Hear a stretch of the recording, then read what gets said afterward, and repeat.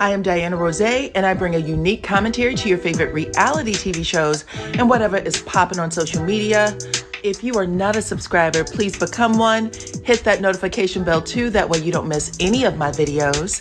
I go by Dyana Rozay on all platforms, and I appreciate every single one of y'all for rocking with me.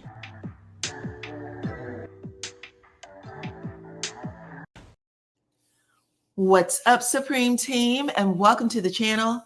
You guys, this is my commentary for Real Housewives of Potomac, Season 9, Episode 4. I thought this was a great episode. I really enjoyed it. A lot of the girls tried to put their foot on Karen's neck, and when that didn't work, they tried to put it down her throat. They called her a little bit of everything: a drunk, a cheater, a bad friend, a bad wife, a liar, a snake. We are going to talk all about it, but y'all got to hit my like button and share this video, please, and thank you, okay? The episode picks up exactly where it left off. Mia is hosting a girls' trip in North Carolina, on this island, I guess, where her and her love, her childhood love, Inc., would stay or used to stay, and apparently they still visit. They vacation there all the time. So she said that they are going to be a part of this vacation home, and Mia is in the car with Karen. All the girls are divided in 3 different cars. Mia's in the car with Karen. Y'all remember Karen threatened everybody at the birthday party, and she said, y'all better not come for me too hard when it comes to this car accident, because I'm gonna remember who my friends are. And Karen basically promised she's gonna get on that ass later. But Mia, she let the producers know she ain't never scared, and her purpose for being in this car is to get to the bottom of Karen's car accident. So she's asking questions, and Karen is responding. She's trying to be, nice about it. And Mia says, with a smile on her face and this, I don't know, slippery, sweet tone. Y'all know how Mia does it. She thinks she likes to disarm people by smiling at them and then dropping a bomb on them. And this time she tried to trip Karen up and said, well, at least you're admitting to it. Like, at least you're admitting to drinking and driving. She said, isn't this your second time being arrested, girl? And that's when Karen looked at her like, you ain't slick, bitch. She said, Mia, I'm not admitting to anything. I said, let the facts play out in court, and then we can talk about it. And I'll see who my real friends are, okay? Because your best friend, Jacqueline, she said, I got a bone to pick with that one, okay? So she's letting her know that in the car. But you can see all over Karen's face that she's just ready to get out this car, and that she's taking notes because she knows she's going to have to come after Mia soon enough, okay? In another car, we have Kiana and Jazzy, and they are in the car talking about their man-child. Ashley's in their car too, but she's really an afterthought in the conversation. The audience finds out that Jazzy has been dating her football player man. She's been dating him for 2 years. She also said that she's 3 years older than him. So she was like, we're in the sweet spot. I'm 3 years older than him, which isn't that big of a deal. But Kiana is also saying, listen, me and Greg have only been dating for 2 years. And Kiana happens to be 6 or 7 years younger than Greg. And she's making it seem like they have 2 really different walks in life. She said, he's had a lot more experiences than me. He's been married before. He has children, like he's well-traveled and some other things. And then Kiana drops the bomb and lets us know that she works for Greg. So she just moved in. She's living with him. Now she's working with him also. She said that he has some money. He owns a mental health business and some other things. But she's telling the girls that she was a little offended when Greg called her an employee the other day. She's like, I don't know how much longer I will be working for him if he keeps that up. And I was like, Kiana, you might be moving a little faster than Greg at this point. Y'all make a cute couple. I think that Kiana is beautiful, but she might want to slow her roll just a bit. Living together, working together, play together. You guys aren't giving each other enough time to miss each other. And he is setting boundaries with you by calling you his employee child. If you're an employee, that means you can get fired. So he doesn't want you putting your hands in his sauce just yet. But anyway, y'all let me know what y'all think about that. I thought that was interesting. Okay. Who else did we have in a car? We got Giselle and Jacqueline, also Wendy. Giselle and Jackie were about to get into it when it comes to this conversation about Karen hitting a tree, child. They were like, well, I know she had this many citations and some other things. Wendy said, cut it out. Karen is not in this car to defend herself, so y'all can just zip it, okay? Wendy literally threw up the church finger and told them to shut it up. Don't talk about my girl, Karen, okay? But that's how the scene ends with all the ladies in the car. And now we get to the house. The ladies are at the vacation house and everybody's looking for their rooms and stuff. And Jacqueline in particular is screaming, I don't have a room. I don't have a room. I don't know where my room is. Everybody else in the house seemed to know where Jacqueline is going to be sleeping or laying her head. They're like, Jacqueline, you're going to be sleeping with Mia. A couple of people asked. I think Wendy even asked one of the housekeepers or someone. She was like, do you know where her room is? And I think even he said, child, she's sleeping in the room with Mia. Okay. But come to find out, she really is sleeping in the room with Mia. Mia gets to the house and they're like, that's where you're going to be. And now all the ladies are like, are you serious? Because they are thinking this is going to be a repeat of the last girl trip when Mia and Jacqueline were spotted in the shower, soaping each other up and down, child. It was Giselle who saw that. She was at the pool looking up through the window and she saw it. But in confessional, Mia gives this nasty joke talking about she put Jacqueline in the room with her so that she could breastfeed her because she's the baby. Lord have mercy. These ladies have no shame, just nasty as can be. But anyway, this whole Jacqueline conversation ends up being one against the ladies, against the group. And they're like, listen, Jackie is way too obsessive, way too possessive of Mia, finishing her sentences, making sure that nobody else gets too close. Even the new girls noticed it. And Jazzy said, listen, because they end up getting into it, Jazzy and Jacqueline. Jacqueline was like, I got a bone to pick with you because you called me a sidekick. And Jazzy said, I didn't actually call you a sidekick.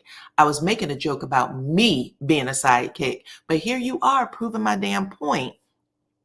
That's when Jacqueline gets up and said, ain't nothing about me a sidekick from head to toe, the hair, the brain, the intellect, the body. The whole time she's doing this, everybody at the table is making faces, including Wendy, who I am quite certain fell out the same way in season 1. I remember Wendy was going off talking about she's a doctor and people need to address her correctly. Child, you went off like that too when you were insecure about your place. But right now, everybody's making faces, laughing, raising eyebrows. Giselle says she was appalled, even though Robin has been her sidekick every season that Robin was on RHOP. And she's even Robin's even her sidekick on that damn podcast they have. Okay.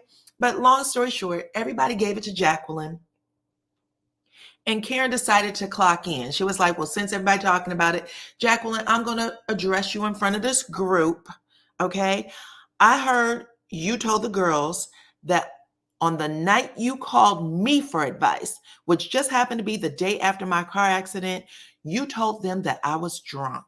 Okay.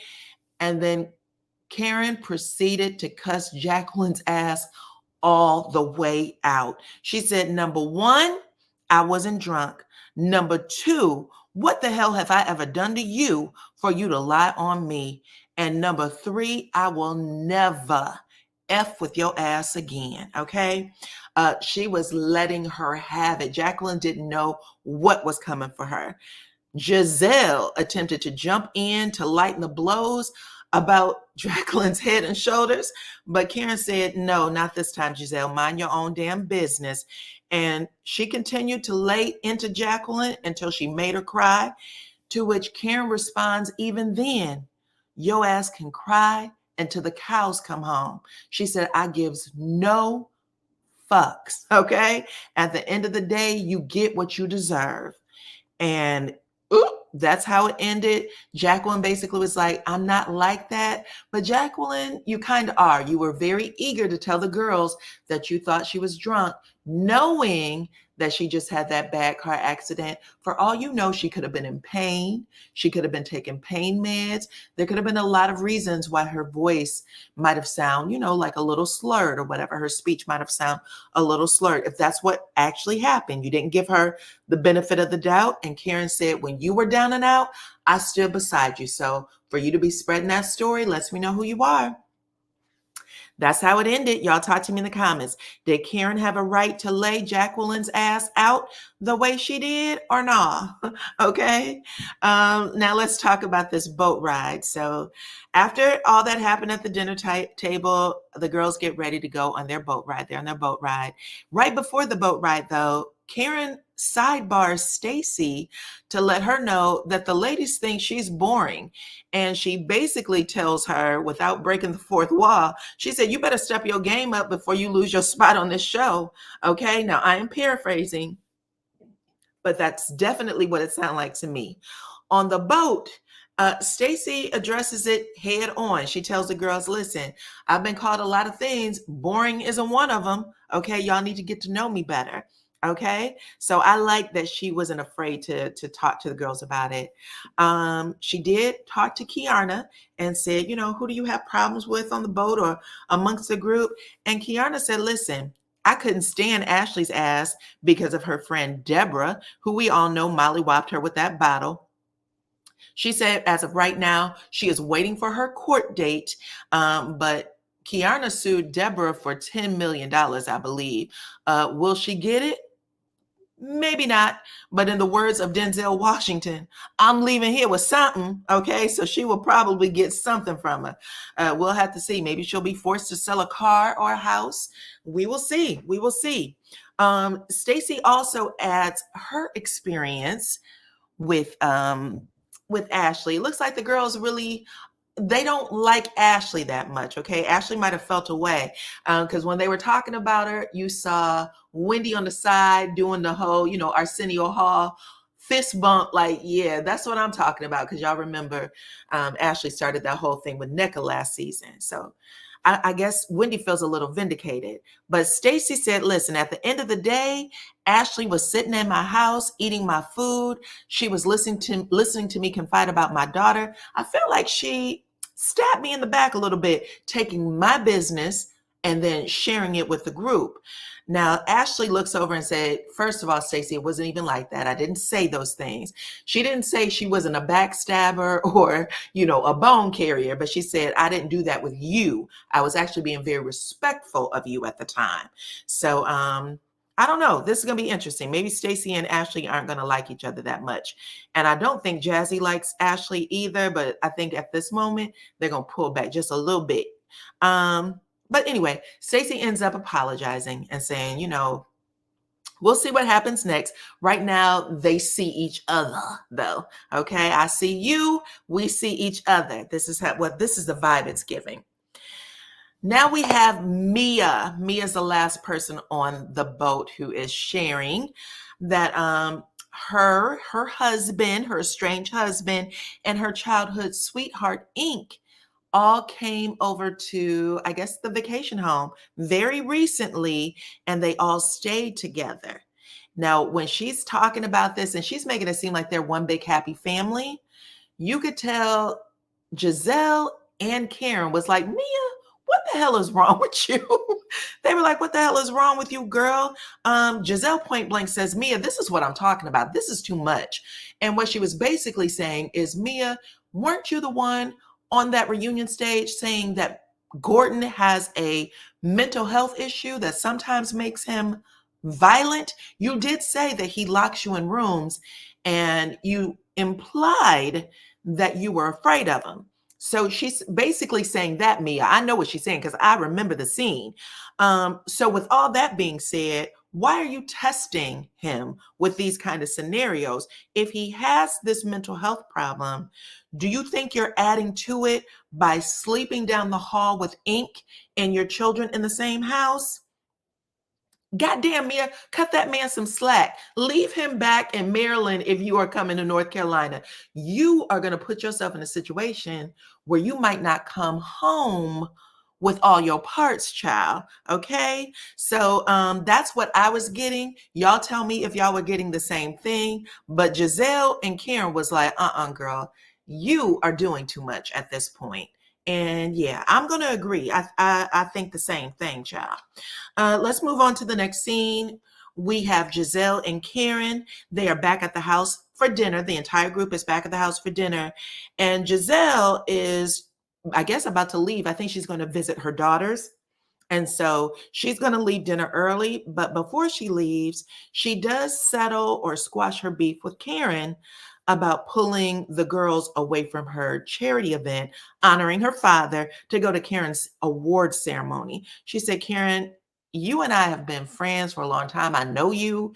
And I don't like what you did. I thought it was dirty work. Okay. I thought it was nasty work. And Karen looks at her and said, Giselle, don't blame me for your bad behavior. I taught you better than that. I raised you better than that. So Karen's trying to make a joke. Giselle was like, I'm not joking. I really think that what you did was inappropriate, uncalled for, and I've been a friend to you, and I don't think you were being a friend back to me pulling that stunt. So by the end of it, Karen and Giselle basically make up. She said, I'm going to need you to do better, Karen. I'm not going to threaten you. I'm not going to get into a huff and a puff because it's over with now. But I'm telling you, you gotta straighten up and fly right. You got to do better. And Karen actually agrees, okay? And that's when Giselle gets up, she leaves, she tells everybody, good day, okay?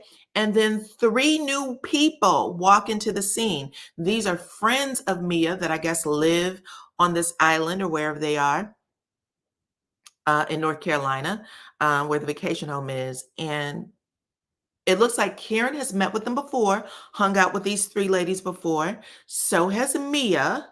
I don't know how fond Mia is of them, but she was given not too much. And when they all come in, they're going to play this fun game where they share something about somebody else at the table that no one else knows. Okay, so how much drama can this be, right? How bad can this be?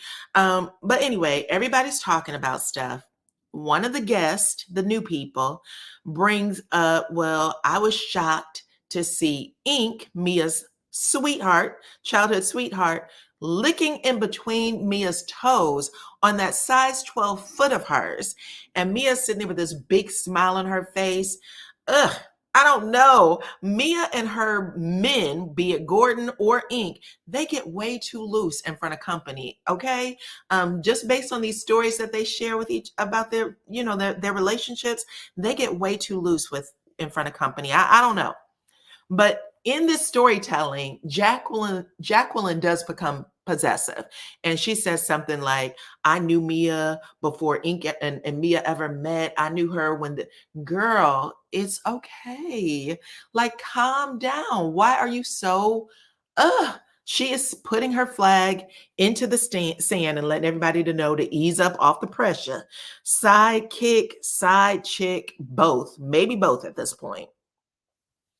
Now we have Mia with that smile on her face, giggling like she got something funny to share, and it happens to be about Karen. Karen should have got up and went to the bathroom, but Mia says, I don't know if I should say it. It's about Karen.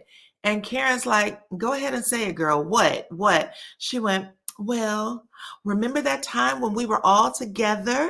And she's pointing to the new girls, and the new girls are co-signing it. Yeah, like, yeah, girl, we remember this time, okay? And Karen is looking at her like, what I do? What happened? And Mia said, well, you left early. We were all hanging out and you left early, and then your phone butt dialed me. So it is Mia, the 3 new girls, and apparently they all heard this butt dial where Mia could hear, put on audio, Karen say to whoever she was with, the funny part is they think I'm with Ray right now. And Mia is cracking up laughing. Karen looks into the camera, throws her hands up, shakes her head in confusion, like, I don't know what you're talking about. And that's how the scene ends. But listen, Karen had told Mia last season, don't come for me or my husband or our marriage. And here Mia is coming for Karen, coming for the husband, coming for the marriage. This is on TV, child, which is why Mia is sitting in the center of the cast photo right now. Okay. She is the number one star of this show right now because of this.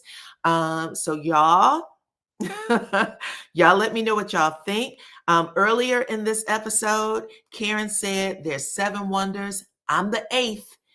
And you have never known me to crumble. Okay. She said it ain't gonna happen, won't happen. And I'm telling you right now, they're definitely trying to break her. But y'all let me know what y'all think. How do y'all think Karen is going to handle this next week with Mia? And do y'all think that Mia is doing too much? Because I had to think about this since we're all talking about this, reality TV shows and breaking up families. Pretty much everybody on every TV show, all these reality TV shows, and I do mean every single cast member, have put their mouth on someone else's marriage or suggested they knew that someone was cheating, or even brought people on that they said were cheating with a spouse. So all of these things have actually happened on every single show that I watch, every single one of them. But y'all talk to me in the comments. Let me know what y'all think about Real Housewives of Potomac episode 4. Did you like it? Rate it in the comments. I'm going to give this one a solid 8. An 8.5 even. But talk to me. Let me know what y'all think about it, please. And thank you. Hit the like button, share the video, follow me on all my platforms at DYANAROZAY. I appreciate every single one of y'all for rocking with me. And I will catch you on the next one. Bye-bye.